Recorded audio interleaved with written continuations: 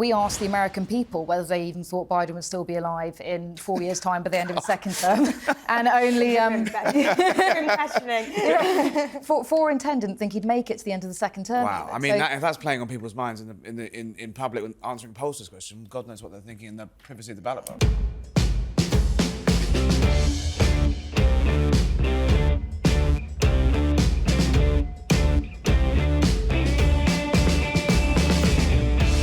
Also joining us is the director of polling firm JL Partners, Scarlett Maguire. Hello.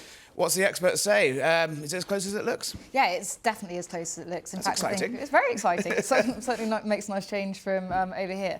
But I think, yeah, anyone who tells you they know what's going to happen is lying or has got something a bit wrong with them. It's incredibly close, and the margins are very small.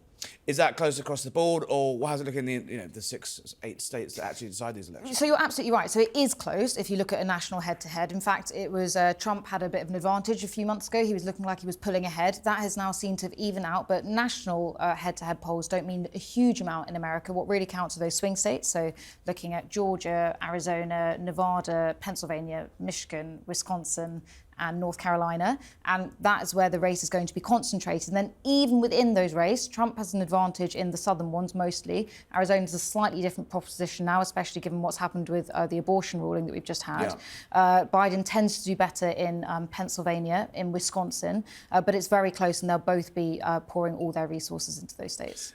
And obviously, you've got Trump's in the dock this week, not on the stump. Is that cutting through in the polls? Is that making any difference, or could it perversely help him with wall-to-wall TV coverage? I think if you'd asked us that a year ago, we'd be much more inclined to say that all of this was going to hurt him, and was one of the biggest question marks going into November 2024 was what was the impact of the sort of criminal trials against Trump, especially with independent voters. Now, actually, it looks increasingly like this is not going to impact voters. They've kind of got it priced in already. Yeah. They know who Donald Trump is. They've known him since 2016. It's rallied his base, and independents aren't particularly surprised. And I think actually what's going to matter more, obviously things might happen, there might be black swan events. It's a very unpredictable race. We don't know what's going to happen. But I think the things that are going to matter more are the economy, immigration, and then perception of the two leaders, especially Biden, and some of his weaknesses. On those weaknesses, I mean, they're 10 a penny. Videos of him walking around as Kate pointed out, in his new shoes. You're a pollster, not a bookie, but what are the odds of both of them being the candidates? Almost 100% now? Well, it's good you asked us that. We asked the American people whether they even thought Biden would still be alive in 4 years' time by the end of his second term, and only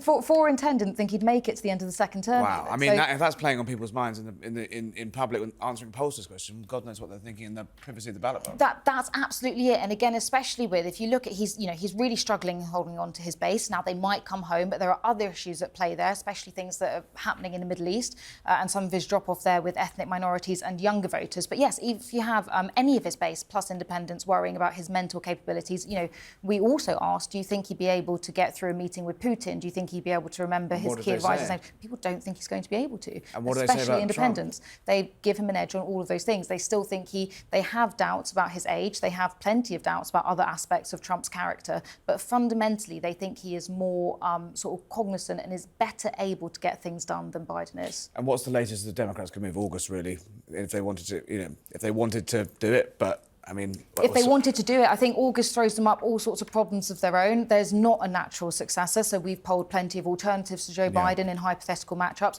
None of them seriously outperform Biden versus Trump. I think that's partly because it feels like Joe Biden's team have deliberately kept people away from that spotlight, deliberately don't have someone who could easily take it on. And of course, Kamala is historically unpopular, so we have her as the most unpopular vice president of recent times. One thing he's got going from that, he is the only man that's ever beaten Donald Trump in a presidential race. Well, so far. Is that playing out for him? But he did it from his basement in the middle of lockdown. He did it from his basement in the middle of lockdown, and there's one more factor that looks quite unfavourable to Biden in 2024 compared to 2020, given that this is a rehash of 2020 in lots of different ways, not least the key characters, and that is the impact of third-party candidates. So Trump was hugely helped in the race against Hillary Clinton by third-party candidates that split the field. That is looking like it's going to be the case this time round. Not only do you have RFK, but you have Jill Stein, you have Cornel West. Looks like at the moment they're going to be hurting Biden more than Trump and make the whole race more unpredictable. Kate, what's your bet? You reckon they'll both be the candidates?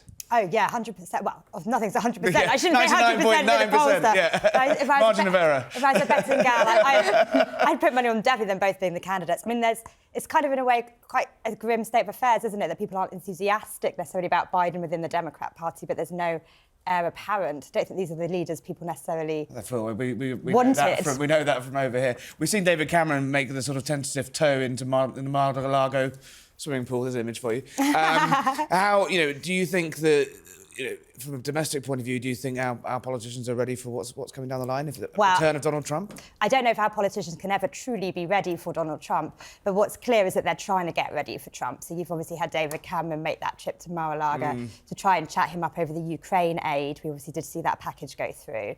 And the other thing that's in Labour, obviously it looks like a Labour victory. So Keir Starmer probably going to see him go to America, and we've seen Shadow Foreign Secretary David Lammy started making trips to America and trying to chat up the Republicans, because he already knows quite a lot of Democrats, and it's the Republicans he's trying to chat up at the moment. Given that, a Trump endorsement, say, of Nigel Farage in the middle of a general election campaign, do you really think that, interested to hear thoughts of both of you, the idea that Rishi Sunak could hold the general election in the same month, even the same couple of weeks as the US election, that'd be mad, wouldn't it, Kate? Well, I actually think that he may well hold that general election quite close.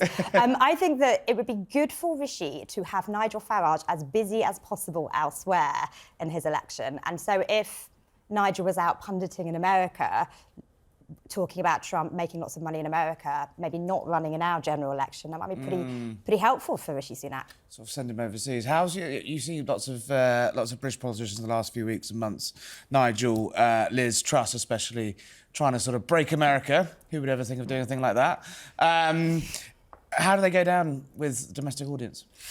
With our domestic audience or with the American With the American domestic audience. I think it's very interesting. I think you can. I think Liz Truss, people sort of she's met with bafflement. I think in most places that she goes. It's a global reaction. Perplexion, yeah. And I don't think the American public are necessarily that different from the UK public. I think it's quite different. I think when you watch how Nigel Farage and how Liz Truss talks to American audiences, it's very telling. Nigel Farage seems to talk much more on parallels between the two countries, on about Trump and about the sort of struggles facing the American public, as he would put them, as much as the UK public. Whereas Liz Truss seems to get lost in the intricacies of the UK sort of what she would call the deep state, the civil service, and the blob, and all of that. And I think all of that gets quite lost on the American audience, who, frankly, they're quite interested in the royal family. They're not very interested in that much else about us. And so I think, British politics and the intricacies of it are lost on them. Fair enough, guys. Thank you for joining us. Just quickly, if you did have to put a bet, Trump or Biden, who's going to win? Don't like bets. Trump. Okay. I'd put money on Trump, I think. I think that's all three of us. Thanks, guys. Come back soon. Right.